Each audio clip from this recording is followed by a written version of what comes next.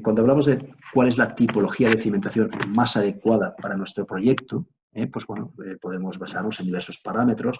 El más habitual y el más fácil de entender es analizar las tipologías de cimentación en base a cuál es la profundidad del estrato resistente.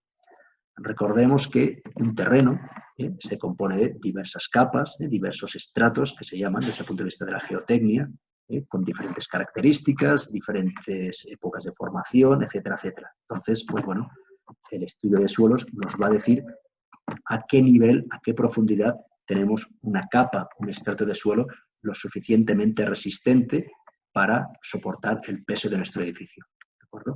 En el caso de que esta capa resistente esté a muy poca profundidad, del orden de hasta 1,5 metros, nosotros vamos a poder trabajar con tipologías de cimentación superficial o directa. ¿Sí? Hay casos en los cuales esta capa resistente está a una mayor profundidad. Entonces, cuando esta profundidad es desde ese 1,5 metros hasta profundidades de 5 o 6 metros, trabajaremos con tipologías conocidas como semiprofundas. Y cuando el estrato resistente esté a una profundidad mayor o bien realmente no exista un estrato que tenga la suficiente resistencia, entonces habrá que buscar tipologías de cimentación que se llaman profundas, que veremos en próximas clases. En la clase de hoy, en principio, vamos a hablar de la tipología superficial y vamos a ver hasta dónde avanza. Lo que nos avance hoy se hará en próximas clases. Empecemos, pues, por esta tipología de cimentaciones superficiales o directas. Como acabamos de decir, son aquellas que bueno, tienen muy poca profundidad, dado que el estrato resistente se encuentra muy cerca de la rasante del terreno, de la rasante natural del terreno. ¿De acuerdo?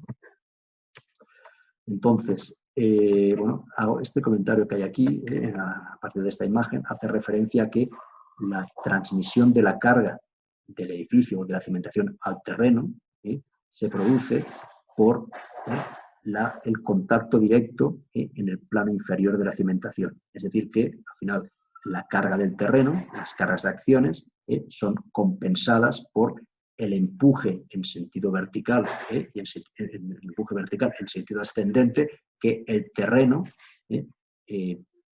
efectúa sobre la cara inferior de la cimentación.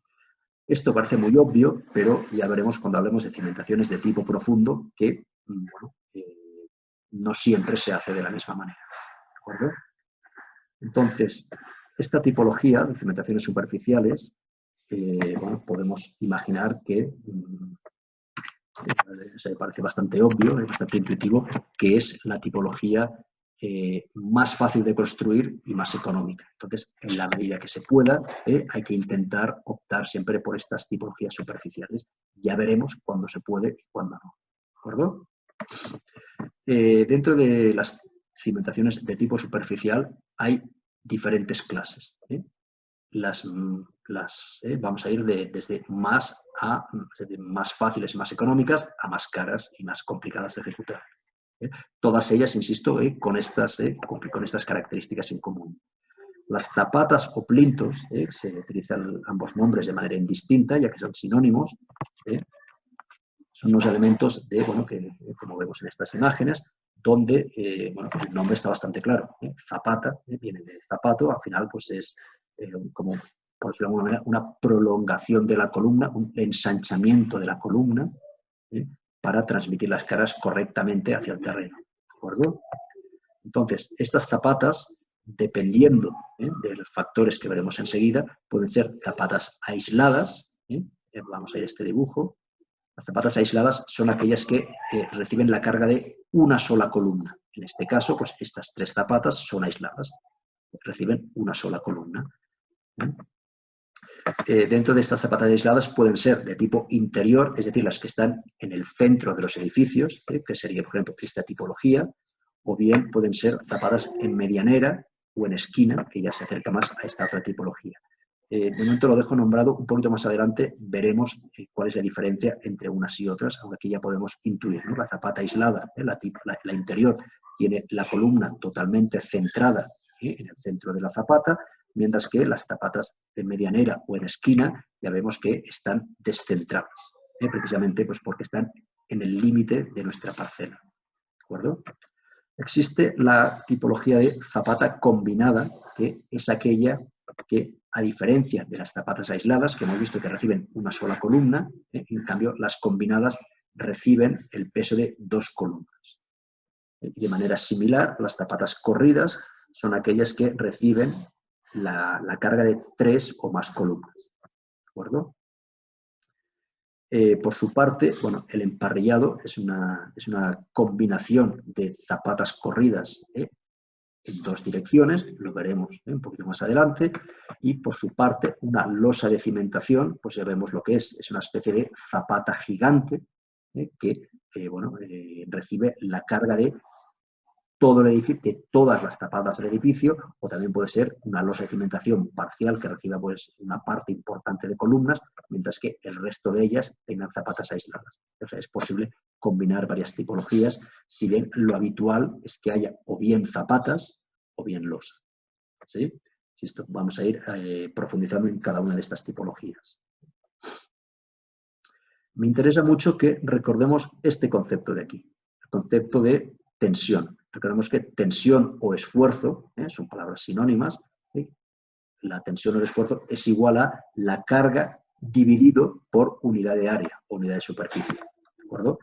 Por ejemplo, recordemos cuál es la tensión que debe soportar el hormigón.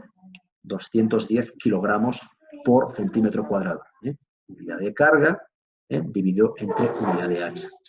¿Por qué digo esto?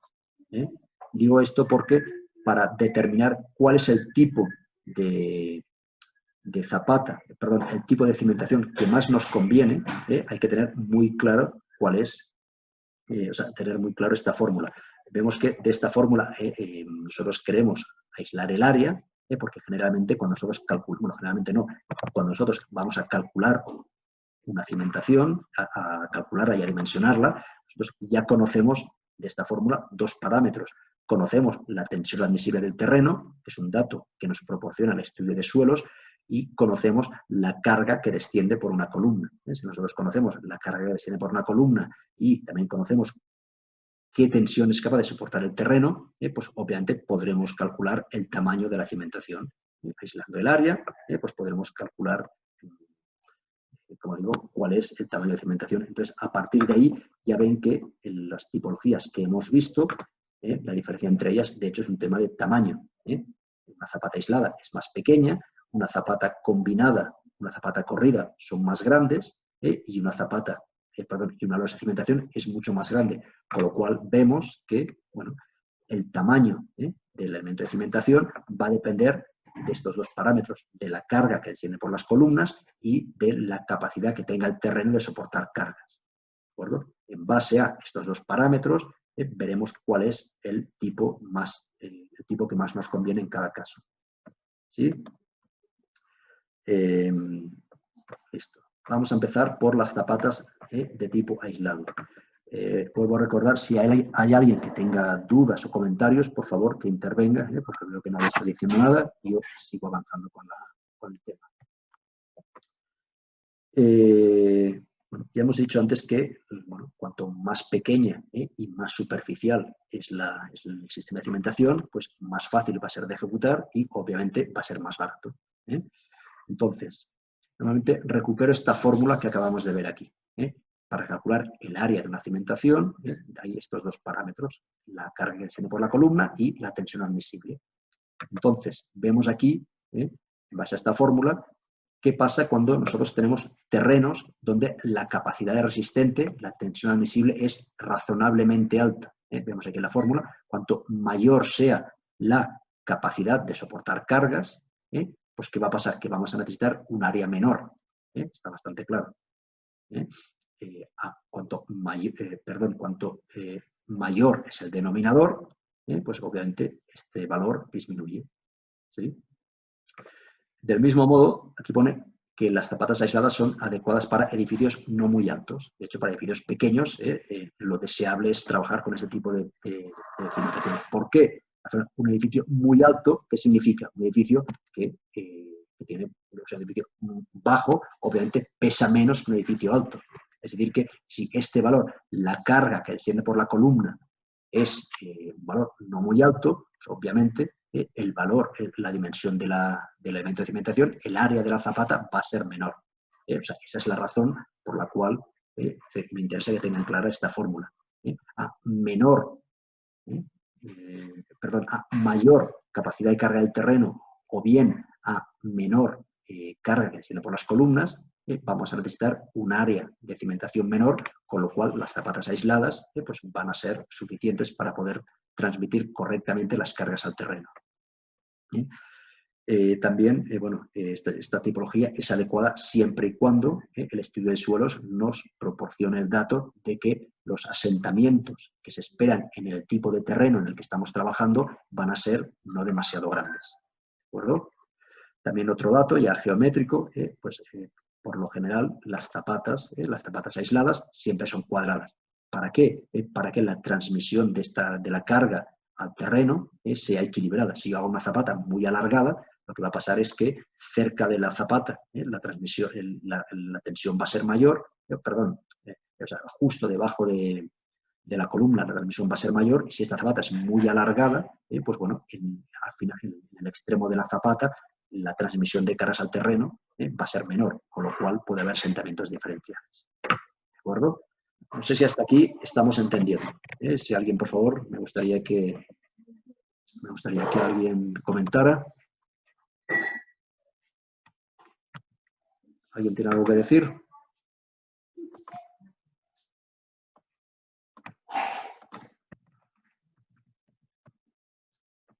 ¿No? Bueno, pues vamos a ir continuando.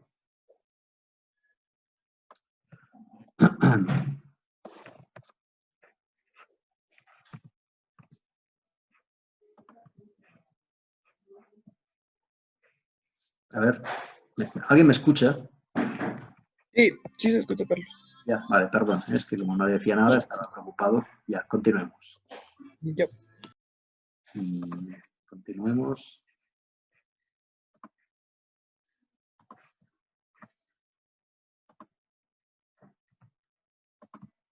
Listo. Entonces, si esto está claro, vamos a continuar.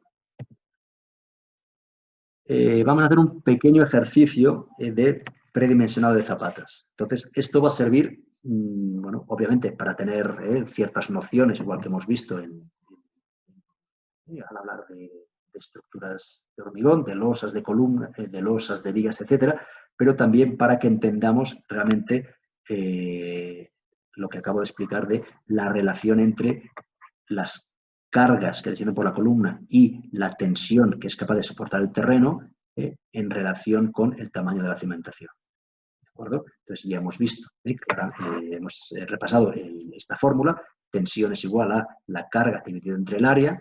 En este caso, porque vamos a trabajar sobre este dibujo, vemos que la carga aquí le denomina N sub K. Esto es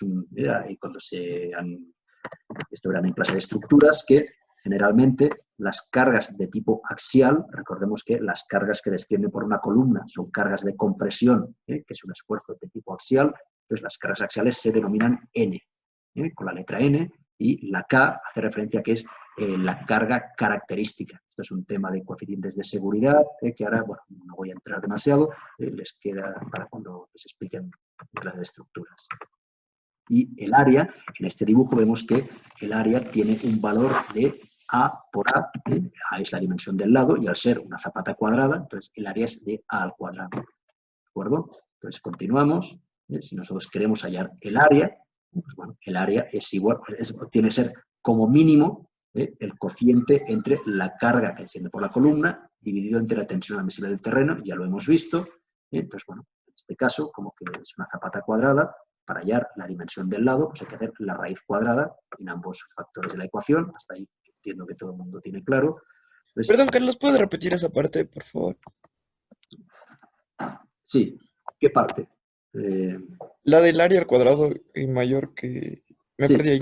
sí, a ver, no, lo que digo es que, bueno, aquí pone A al cuadrado, porque de hecho, o sea, A no significa área, sino que A, en base a este dibujo, significa la dimensión del lado. O sea, el área de esta zapata es de A por A, como se ve en este dibujo. No sé si se ve bien.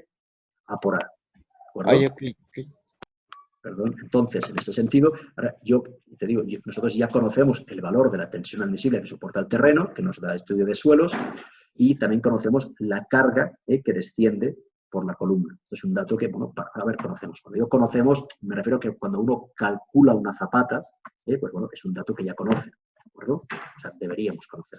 Entonces, ahora lo que nos falta es hallar el área. Entonces, el área es igual a la carga dividido entre la tensión admisible, que es lo que estoy poniendo aquí. Y bueno, he puesto mayor, porque bueno, cuando digo igual significa que el área no puede ser menor a este cociente, a esto me refiero. Bueno, podemos poner igual si quieres. O sea, como mínimo tiene que ser el cociente entre la carga que desciende por la columna dividido entre la tensión admisible. ¿De acuerdo? Sí. Ya.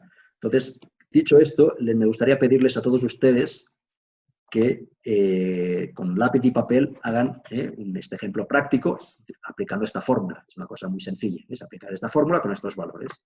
Tenemos una columna en la cual, por la cual desciende una carga de 25 toneladas y el estudio de suelos nos ofrece el dato de que nuestro terreno soporta 20 toneladas por metro cuadrado, es decir, 2 kilogramos por centímetro cuadrado. Entonces, por favor, a ver si pueden rápidamente calcular las dimensiones de esta zapata.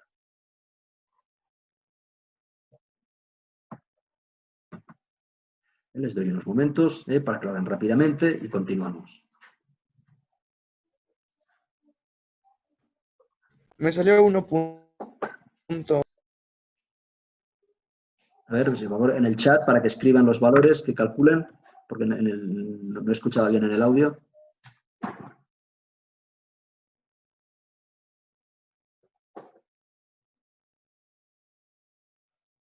Ya, estamos ahí. Ya tengo 3 o 4 valores. Es un valor, efectivamente, de 1.12, que al final siempre redondeando de 5 en 5 centímetros, pues nos daría 1.15. ¿Sí?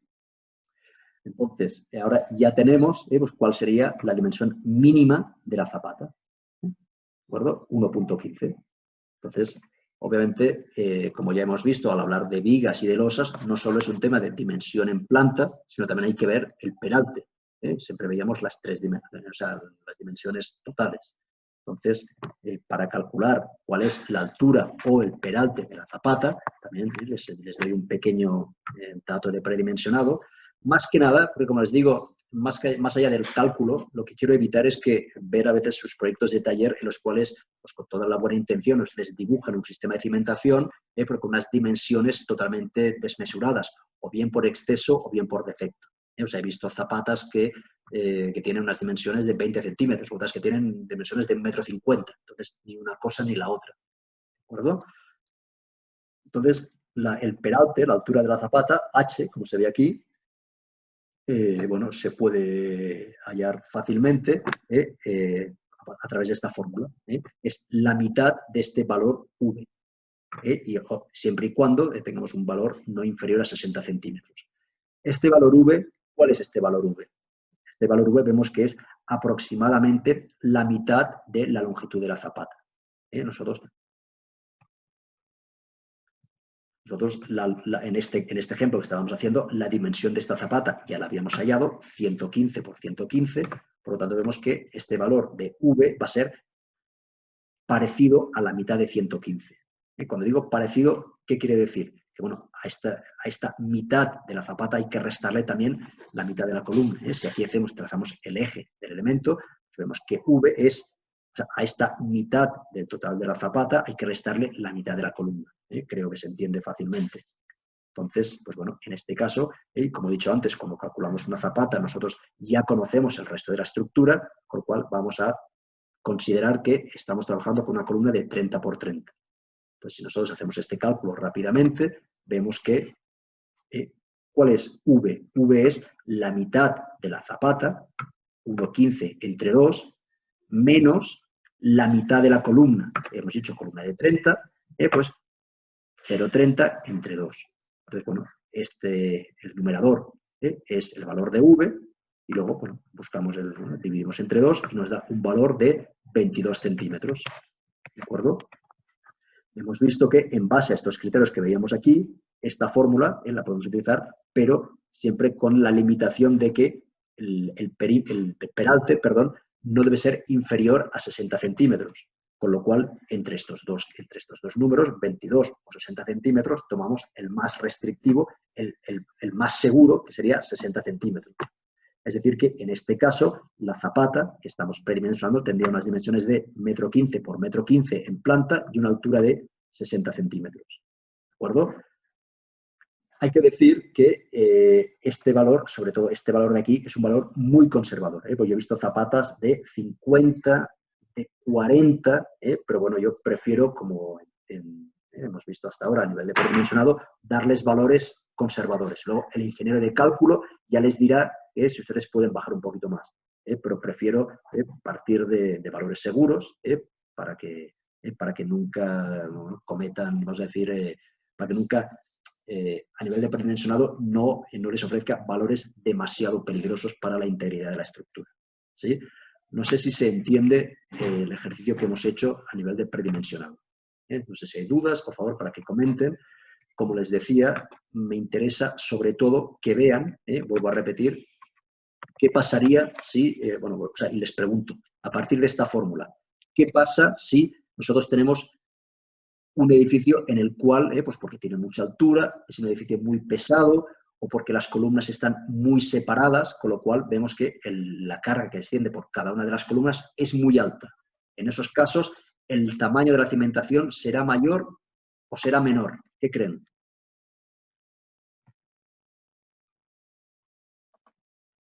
Mayor.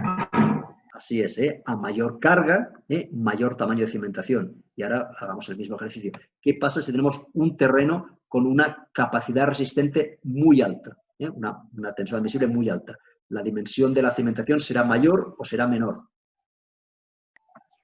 Menor. Así es, será menor. Y por el contrario, si tenemos un terreno de muy mala calidad, con una tensión admisible muy baja, lo que va a suceder es que vamos a necesitar un tamaño mayor de cimentación. ¿De acuerdo? A ver, disculpen un momento, por favor.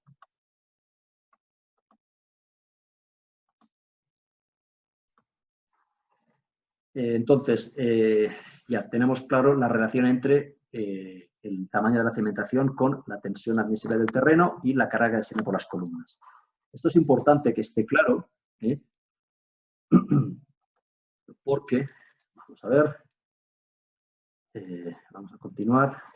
Ahora, teniendo clara esa relación, es bastante sencillo entender cuándo es necesario utilizar no zapatas aisladas, sino zapatas de mayor tamaño, de estas combinadas o corridas, dependiendo si reciben la carga de 2 columnas o de más. ¿De acuerdo? ¿Cuándo utilizamos este tipo de zapatas? En primer lugar, hay un tema arquitectónico. Si por razones arquitectónicas tenemos columnas que están muy juntas entre sí, pues parece obvio pensar que, bueno, al final, pues las zapatas aisladas va a ser muy fácil va a ser necesario que estas zapatas aisladas se conviertan en una zapata combinada, ¿de acuerdo? O una zapata corrida, dependiendo del número de columnas que tengamos, ¿de acuerdo? Esto, como digo, con independencia de temas de la fórmula, simplemente por un tema arquitectónico. Ahora sí, viendo la relación que decíamos antes entre la tensión admisible del terreno, el tamaño de la cimentación y la magnitud de la carga que desciende por la columna, ¿qué pasa cuando tenemos terrenos cuya capacidad de carga es baja? Pues claro, el tamaño de la cimentación aumenta considerablemente, de manera que va a ser bastante habitual que las zapatas se hagan tan grandes que acaben siendo zapatas combinadas o zapatas corridas. O bien, ¿qué pasa, como decíamos antes, cuando el edificio, por cada una de las columnas, descienden cargas bastante altas? Pues si las cargas son muy altas, pues también el tamaño de la cimentación aumenta considerablemente, de manera que se acaban convirtiendo en zapatas combinadas o corridas. ¿De acuerdo? ¿Se entiende esto que estoy explicando? También puede darse el caso de que se utilicen zapatas combinadas o corridas para evitar asentamientos diferenciales. ¿En qué casos? Imaginemos, por ejemplo, que tenemos un edificio en las cuales dos columnas adyacentes, pues porque tenemos un edificio que tiene una volumetría pues bastante diferenciada, o bien una columna que recibe más cargas y otra que recibe menos cargas. Entonces, ya hemos visto antes que es fundamental garantizar que la transmisión de las cargas al terreno sea uniforme. Entonces, cuando tenemos estas columnas, dos columnas adyacentes, que están sometidas a cargas muy diferentes, entonces es recomendable la utilización de estas zapatas combinadas o corridas para uniformizar las dos cimentaciones. ¿De acuerdo? Porque si al final una zapata es mucho más grande que la otra, podría darse el caso de que una descendiera más que la otra. Entonces, para que esto no suceda, se utilizan zapatas corridas o combinadas. ¿De acuerdo? Pone aquí que también es recomendable el uso de vigas centradoras, perdón, el uso de zapatas combinadas o corridas en sustitución de vigas centradoras. El concepto de viga centradora vamos a explicarlo enseguida, entonces dejo esta explicación un poco entre paréntesis. ¿De acuerdo? Listo. ¿Hay alguna duda al respecto del uso de zapatas combinadas y la diferencia que hay con respecto a las zapatas aisladas? ¿O se entiende bien? Sí. ¿Ya? Listo. Entonces vamos a continuar. Vamos a continuar. Vemos este dibujo. Esta es una planta de cimentación teórica. Está sacada de un libro, de hecho del mismo libro del cual les he subido la lectura que tienen que leer de la parte introductoria de la clase. Entonces, vemos en esta imagen, a ver, es que me estoy oyendo a mí mismo, imagino que en el micrófono de alguien, no sé, por favor les vuelvo a pedir que apaguen sus micrófonos. Ya. Decía que en esta imagen vemos bastantes de los conceptos que hemos visto hasta ahora y otros más que vamos a explicar a continuación. En primer lugar, las zapatas aisladas. Vemos el concepto de una zapata aislada interior, son aquellas que están en la parte central del edificio y que tienen las cargas, o sea, la columna centrada en el centro de la zapata. Esta de aquí, esta otra. Luego vemos las zapatas en medianera. ¿Y cuál es la diferencia? La diferencia es que la columna ya no está centrada en la zapata, sino que vemos que hay una cierta excentricidad. ¿De acuerdo? Esto, imaginemos que esta cara superior, el lindero superior del edificio, está justo, o sea que estamos en el centro histórico donde no hay retiro frontal. De manera que esto es la vía pública y esto ya es nuestro edificio.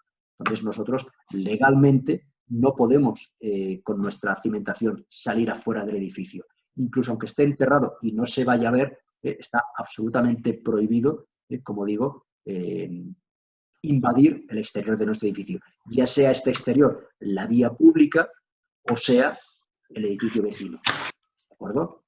Esto es importante tenerlo claro.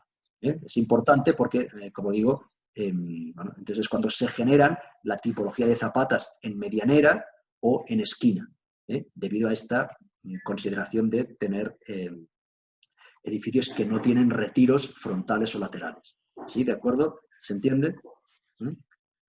¿Qué más vemos aquí? Vemos una zapata combinada, que ya hemos dicho que era la que recibía la carga de dos columnas, o vemos también zapatas corridas, que son la que, como en este caso, absorben bastantes columnas, 1, 2 y 3, o también una zapata corrida bajo un muro de carga. Recordemos que los elementos de transmisión vertical de cargas no solo son columnas, hay muchas estructuras que son muros de carga. Pues estos muros de carga, obviamente, dado que todo este muro, toda la línea del muro, transmite cargas verticales, va a necesitar un elemento de cimentación corrido bajo toda la longitud. ¿De acuerdo? ¿De acuerdo?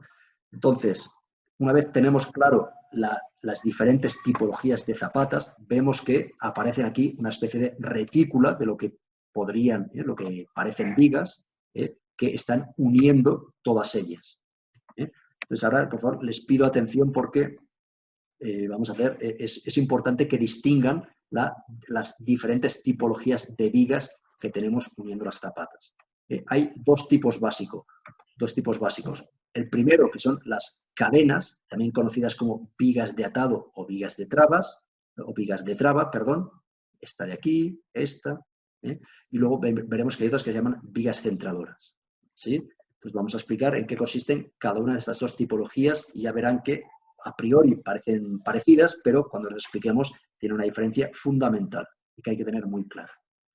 Las vigas de atado o de traba o cadenas, que son las que están marcadas en rojo, tienen una función que consiste en garantizar que cuando haya un movimiento sísmico, un terremoto, toda la cimentación se comporte de manera unitaria u homogénea.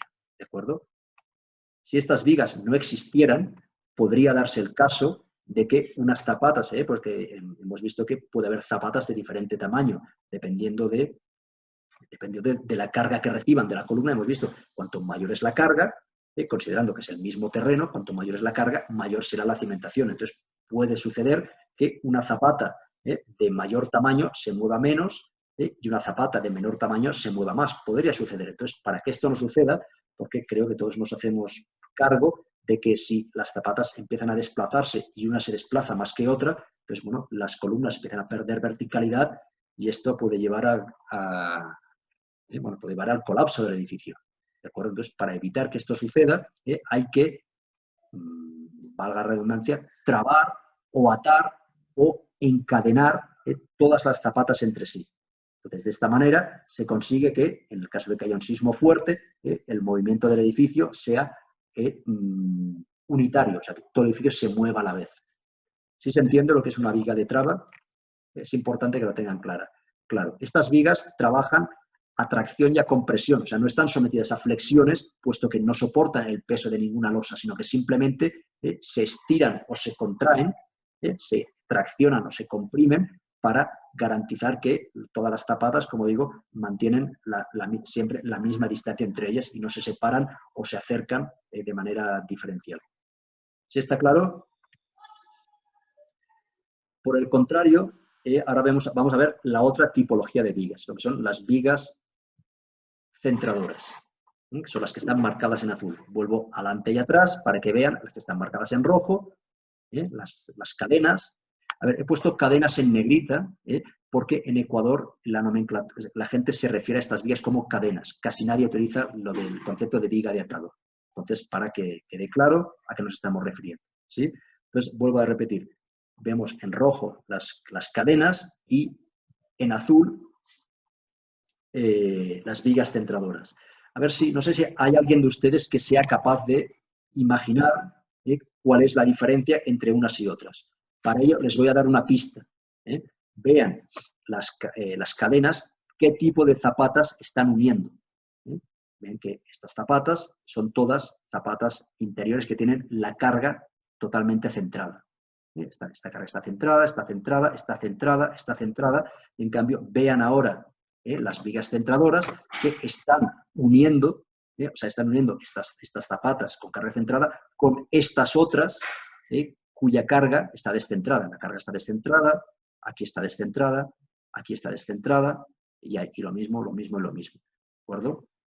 Entonces, viendo esto, y vamos a ir aumentando los dibujos, ¿cuál es la función de estas vigas centradoras? En primer lugar, podemos imaginar que, a diferencia de lo que sucede en las zapatas aisladas, que como os he dicho tienen la carga totalmente centrada, en los casos de las zapatas en medianera o zapatas en esquina, donde la carga está descentrada, lo habitual es que esta carga descentrada o excéntrica provoque un ligero giro o un asentamiento diferencial de una zapata. Aquí se ve muy claro, ¿no? Cuando esta carga desciende por el extremo de la zapata, lo que va a suceder es que en la parte de la zapata inmediatamente inferior a la carga descienda más y en cambio el otro extremo pues prácticamente no tenga carga, de manera que se genera este ligero giro. ¿Sí?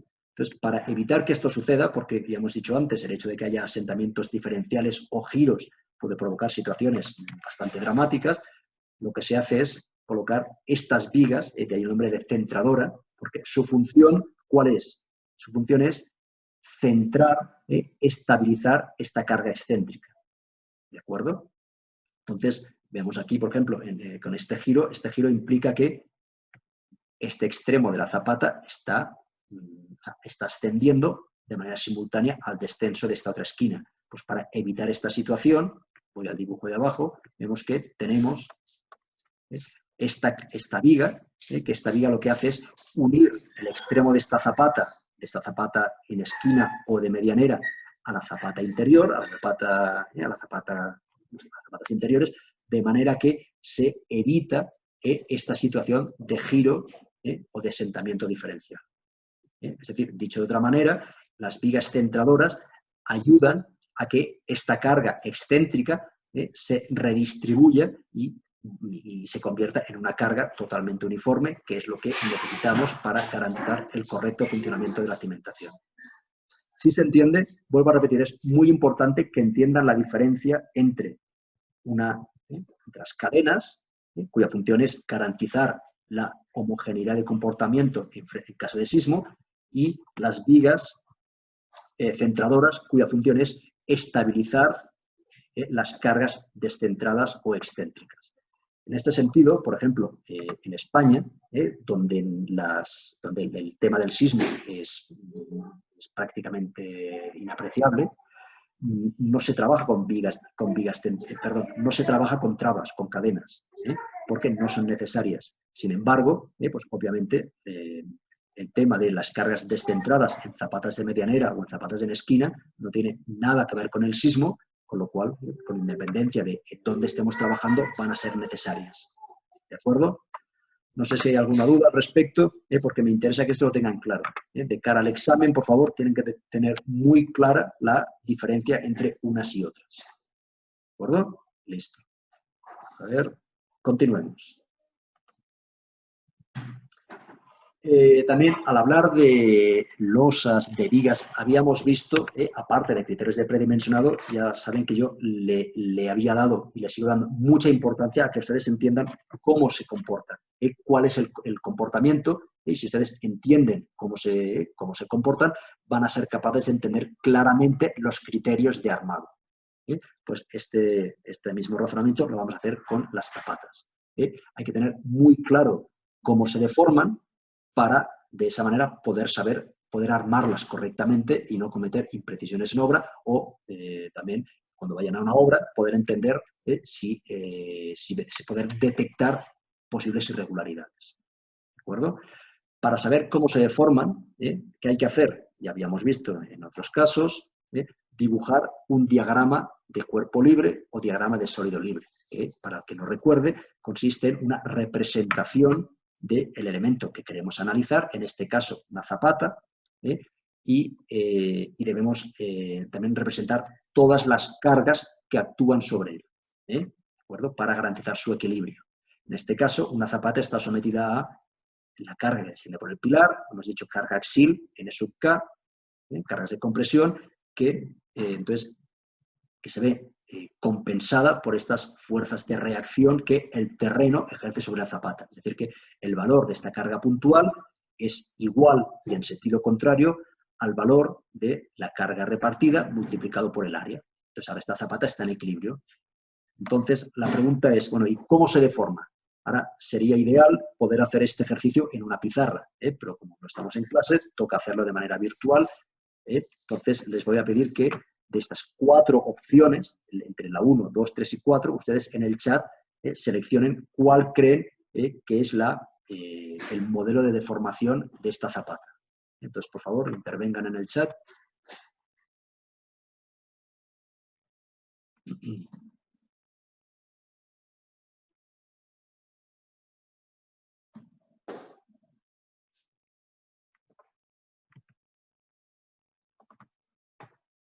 Ya, perfecto. Veo que casi todo el mundo opta por la opción 4. Está bien, es lo correcto. No es la 3, como me dice alguien de ustedes. es la 4. ¿De acuerdo? Realmente me alegra ver que casi todo el mundo escoge la opción correcta.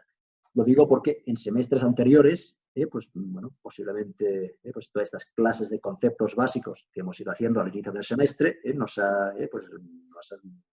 les está sirviendo bastante para empezar a entender cómo se deforma un elemento. Entonces, realmente es la opción 4. Para aquel que no lo vea claro, lo que podemos hacer es, vamos a hacer una suposición, un juego de darle, girar esta imagen 180 grados. Es que la misma imagen girada a 180 grados, creo que ahora sí que es más fácil entender cómo se deforma. ¿De acuerdo? Esto puede ser una especie de losa, tipo paraguas, una losa con un pilar central. ¿De acuerdo? Entonces, también creo que en este momento todos estamos en disposición de determinar dónde se producen las tracciones.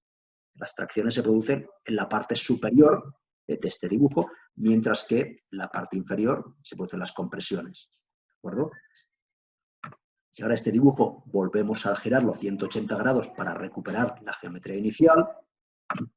Pues tenemos este dibujo que es realmente la opción que todos ustedes habían escogido, casi todos ustedes. Tracciones en la parte inferior, compresiones en la parte superior.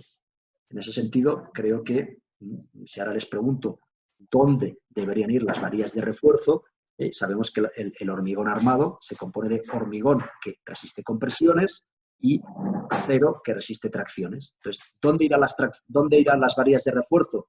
Pues está bastante claro, en la parte inferior. ¿De acuerdo? O sea, me gustaría nuevamente, y vuelvo a insistir, que entiendan conceptualmente por qué las varillas de refuerzo van abajo y no van arriba. ¿De acuerdo? Por esto, toda esta explicación que acabamos de hacer. Ahora sí, veamos el detalle tipo de una zapata aislada. Veamos aquí. Ahora vamos a intentar explicar con tranquilidad toda esta diapositiva. Empecemos de momento por la imagen. Vemos que, como decíamos, las varillas de refuerzo están en la parte inferior. En la parte superior de la zapata vemos que no hace falta colocar varillas, porque las compresiones que se generan aquí no son lo suficientemente grandes para superar la capacidad de soportar compresiones que tiene el hormigón. ¿De acuerdo? Vemos en la imagen de abajo, también vemos que, porque igual en el dibujo no es suficientemente claro, como estas varillas que se colocan en la parte inferior tienen que estar en las dos direcciones, la dirección X y la dirección Y. Es una parrilla, de hecho, una especie de parrilla que todas las varillas se colocan a la misma dirección y en las dos direcciones. Todo esto ahí, el detalle exacto del diámetro y a qué distancia se colocan, ya nos lo da el plano del cálculo estructural. Pero conceptualmente ya tenemos que entender que esto, cómo funciona este elemento constructivo. ¿De acuerdo? Obviamente también pues, tenemos que colocar el arranque de las columnas, etcétera, etcétera. Ahora aquí tenemos una descripción más o menos exhaustiva de cómo se ejecuta la ejecución en obra de una zapata aislada. Entonces voy a explicar todo esto paso por paso para que lo tengan claro. Lo primero que hay que hacer es la excavación, obviamente. A partir de que nosotros tenemos ya una excavación previa, dependiendo de cuál fuera la topografía original, entonces a partir de esta excavación previa, nosotros ya hacemos la excavación de cada una de las zapatas. ¿Hasta qué profundidad hay que excavar? Esto no es algo aleatorio, sino que el plano de estructura nos da la información sobre qué profundidad hay que alcanzar. ¿De acuerdo? Vemos aquí, además, si se fijan, que aparte de la zapata, vamos a tener que excavar un poquito más, porque aquí habrá que colocar un elemento intermedio que vamos a explicar enseguida. Es decir, que la profundidad de excavación no es esta de aquí, sino que va a ser esta otra. ¿De acuerdo? Luego, una vez tenemos ya la excavación realizada, lo que hay que hacer es compactar el terreno sobre el cual nosotros vamos a colocar nuestra elemento de cimentación. Si nosotros no compactamos correctamente, lo que va a suceder es que la zapata se va a asentar más de la cuenta. Entonces, ¿no? Ya hemos visto qué puede pasar si el asentamiento es exagerado o bien si una zapata se asienta más que otra. Puede haber lesiones muy graves en el edificio. Una vez hemos compactado, entonces vuelvo a recuperar esta este dibujo, vemos esta capa intermedia que vemos aquí, que es lo que se llama el hormigón de nivelación y limpieza. Aquí en Ecuador se le conoce como replantillo. Entonces, aprendan bien este nombre porque es el nombre que se utiliza en todas las obras, el replantillo. Sin embargo, me gusta más el nombre técnico porque nos da información sobre cuál es la función de esta capa de hormigón. Nivelar y limpiar. Vamos a ver. ¿Qué sucede si yo hago esta excavación y directamente empiezo a colocar las varillas de refuerzo? Pero bueno, entre que yo excavo toda la cimentación y hormigono, pueden pasar varios días. Es más, suelen pasar varios días o dependiendo, si el edificio es muy grande, pueden pasar semanas. Entonces, bueno, si aquí empieza a llover, pues claro, obviamente este nivel de cimentación, este nivel de excavación que yo he alcanzado, bueno, se va a ver modificado y además esto va a quedar totalmente enlodado y todo el terreno que yo había compactado, pues bueno, va a dejar de estar compactado. Con lo cual es necesario establecer esta pequeña capa de hormigón para conseguir, en primer lugar, que este nivel de excavación, o sea, el nivel en el cual yo voy a colocar mi cimentación no varíe, además conseguir una superficie totalmente horizontal y además conseguir una superficie lo suficientemente limpia y que no esté llena de tierra ni de lodo. Ese es por eso el nombre de nivelación y limpieza. Este replantillo tiene un espesor de entre 5 y 10 centímetros, dependiendo pues de los factores. Sí, lo habitual es trabajar con 5 centímetros, pero hasta 10 también se puede considerar. Y este hormigón no tiene por qué ser hormigón estructural. La cimentación es un elemento estructural, pero el replantillo no, es simplemente nivelar y limpiar, con lo cual podemos utilizar un hormigón de una resistencia mucho menor a los 210 que marca la norma. Lo habitual es trabajar con resistencias de 140 kilogramos por centímetro cuadrado. Entonces, una vez ya tenemos excavado y con el replantillo colocado, ya estamos en disposición de empezar a armar la zapata. ¿De acuerdo? Ya hemos visto en el dibujo que el armado consiste en una parrilla de varillas en las dos direcciones. ¿De acuerdo? Entonces, vemos en el dibujo que es fundamental que estas varillas, al final de cada una de ellas, al igual que habíamos visto en vigas, columnas y demás, tenga este gancho o pata de anclaje. ¿Para qué sirve? Esto sirve para evitar que en el caso, cuando se producen las tracciones, la varilla pueda deslizarse por el interior del hormigón, para que trabajen solidariamente. ¿De acuerdo? Y este gancho o pata de anclaje debe tener una dimensión no inferior a 20 centímetros. ¿De acuerdo? Aquí está puesto, no inferior a 20 centímetros. ¿Qué más? Es también muy importante el tema de los recubrimientos. Recordemos que el recubrimiento es esta distancia entre la varilla y el exterior del elemento de hormigón que garantiza la protección de la varilla de refuerzo para evitar que se corroa. ¿De acuerdo? Entonces, considerando que este elemento ya no es un elemento de estructura que tengamos expuesto o a la vista, una losa, una columna, en el cual cuando hay algún tipo de corrosión enseguida podemos detectarlo. En cambio, un elemento enterrado es un elemento que nunca más vamos a volver a poder revisar y además consideramos que el terreno es un elemento que suele estar sometido a unos grados, a una presencia de humedad bastante alta, con lo cual es fundamental que el recubrimiento sea bastante mayor. El recubrimiento va de 50 a 75 milímetros. ¿De qué depende? Depende de si el lateral de la excavación lo hemos encofrado o no lo hemos encofrado. Vemos esta imagen de abajo. En este caso, vemos cómo el lateral de la excavación no hace falta encofrarlo, porque este terreno tiene la suficiente consistencia para no desmoronarse. Entonces, pues directamente, sin encofrar, se puede construir la cimentación, la zapata. Hay casos en los cuales la consistencia del terreno es mucho menor y este tiende a desmoronarse. En esos casos va a ser necesario colocar un encofrado lateral en cada uno de los 4 lados de la cimentación. Entonces, bueno, pues dependiendo de si hay o no hay encofrado, el recubrimiento será de 50 o 75 milímetros.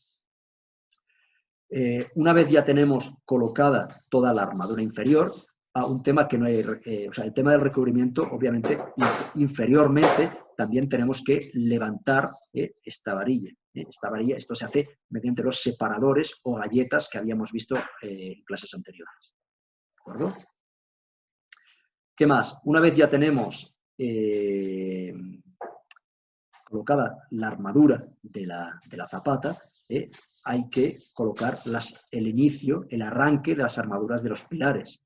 Recordemos que para que las estructuras de hormigón armado son estructuras con nudos rígidos, nudos empotrados. Y para que ello sea así, es necesario que haya una continuidad de las armaduras. ¿De acuerdo? Entonces vemos que, aquí se ve en la imagen, aquí vemos el arranque de las armaduras de los pilares y obviamente, pues, bueno, si de ser necesario, aquí habrá que tener en cuenta los traslapes, aquí se ven en la imagen, entonces, bueno, y en la armadura no solo consiste en las varillas verticales, sino también con los estribos, ¿de acuerdo? Estos estribos, recuerden que sirven para contrarrestar el esfuerzo cortante y en este caso, además, también nos van a ayudar a que las armaduras, a no perder la verticalidad de la columna, sino que realmente esté donde tiene que estar. ¿De acuerdo?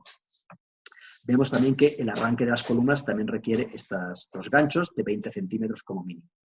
Y una vez ya tenemos todo esto terminado, y ahora sí podemos hormigonar cada una de las zapatas.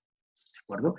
Entonces el hormigonado se hace hasta el nivel que nos marca el plano estructural y habíamos antes predimensionado la altura, que suele ser no inferior a 60 centímetros, y también es importante, bueno, como mínimo en la parte que luego, en la cual luego vamos a continuar a futuro con el hormigonado de la columna, esto ya es una fase posterior, que esta superficie de contacto entre la zapata y la futura columna que no quede demasiado lisa, sino que quede lo más rugosa posible para garantizar que, bueno, que la transmisión de esfuerzos, aparte de tener las varillas de refuerzo, bueno, no haya un deslizamiento, porque esto se hormigonará el día de hoy y la columna puede que la hormigone pasado mañana, la semana que viene, o sea, ya son dos hormigones muy diferentes. Entonces, esta junta debe mantenerse lo más rugosa posible.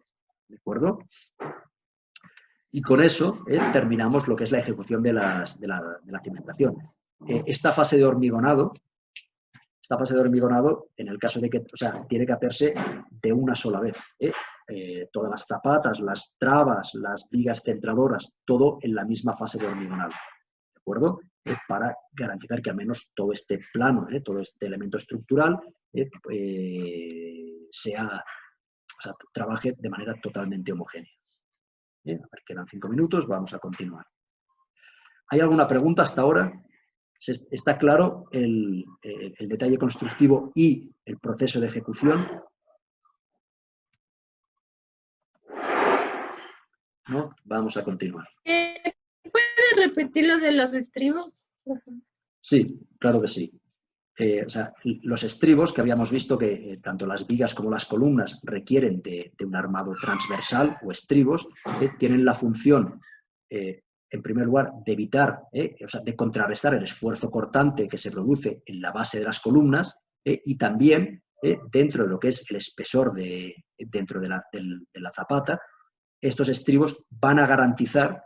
O sea, imaginemos que no estuvieran los estribos. Entonces, estas varillas sería muy sencillo que pudieran, que no mantuvieran la verticalidad y que la columna estuviera desplazada respecto a lo que mandan los planos estructurales. O sea que al final estos estribos también cumplen la función de garantizar que la columna arranca en su sitio, que va a mantener su verticalidad o sea, según los planos estructurales y los planos arquitectónicos. ¿De acuerdo? Sí. Vamos a continuar. Aquí vemos más detalles. El detalle de arriba a la izquierda es el que acabamos de ver, ya lo hemos visto, y aquí vemos pues, diferentes detalles. Más allá, no voy a explicarlos del todo. El detalle de arriba a la derecha, ¿qué tipo de zapata es? ¿O qué tipo de elemento es? ¿Es una zapata aislada? ¿Es una zapata combinada? ¿Es una viga?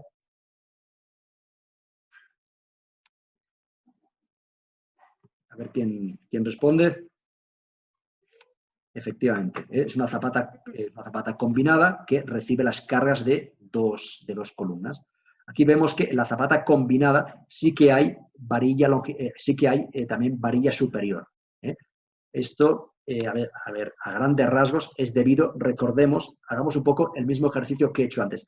Giremos 180 grados este dibujo y nosotros podríamos tener el dibujo de una viga, un pórtico con dos columnas y una viga en voladizo. Entonces recordemos que aparecían tracciones tanto superior como inferiormente. Entonces, de manera muy a grandes rasgos, esa es la razón por la cual en una zapata combinada, a diferencia de la zapata aislada, sí que es necesaria la presencia de un armado también en la cara superior. Todo esto también se calcula, de momento les dejo ahí con este dato. El dibujo de abajo a la izquierda, ¿qué es? ¿Una viga, una cadena o una viga centradora? ¿Qué creen? A ver si responden. Cadena. Una cadena. ¿Por qué? ¿Por qué es una cadena y no una viga centradora? Porque las columnas están en el centro de la zapata. Efectivamente, así es, porque vemos que ambas zapatas, las zapatas que hay a lado y lado, tienen la carga totalmente centrada.